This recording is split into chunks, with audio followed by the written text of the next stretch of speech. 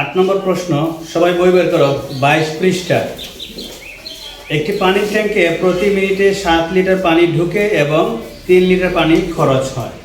যেমন এখানে একটা পানির ট্যাঙ্কের ছবি আঁকছি, এদিকে পানি ঢুকতেছে 1 মিনিটে, এদিকে 7 লিটার পানি ঢুকে এই ট্যাঙ্কিতে। আবার এই ট্যাপ দিয়ে 1 মিনিটে 3 লিটার পানি বের হয়ে যায়। ঠিক আছে? এখন প্রশ্ন হচ্ছে 12 মিনিট পর ট্যাঙ্কটিতে কত লিটার পানি জমা হবে। আচ্ছা, আমরা শুরু করি প্রথম থেকে, যে 1 মিনিটে পানি ঢুকে 7 লিটার। এখানে লিখবো, কি লিখছি?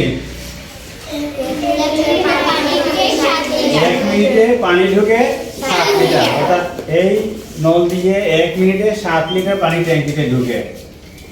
আর 1 মিনিটে পানি খরচ হয় কত লিটার?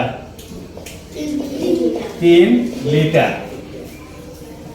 তাইলে 1 মিনিটে এই ট্যাঙ্কিতে 7 লিটার পানি ঢুকে আর 3 লিটার পানি খরচ হয়, মানে বের হয়ে যায়। তাইলে 1 মিনিট পরে থাকে কয় লিটার?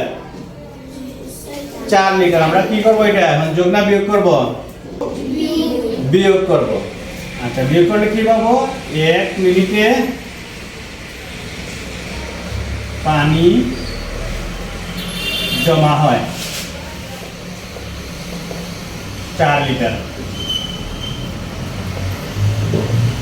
আচ্ছা, এখন প্রশ্ন হচ্ছে 12 মিনিট পর ট্যাঙ্কটিতে কত লিটার পানি জমা হবে। 1 মিনিটে পানি জমা হয় 4 লিটার, তাহলে 12 মিনিটে পানি বেশি জমা হবে না কম জমা হবে? বেশি। তাহলে আমরা 4 এবং 12 গুণ দিয়ে দিব, 4 12 48 লিটার। এই হচ্ছে প্রশ্নটির উত্তর। সবাই খাতায় ওঠা।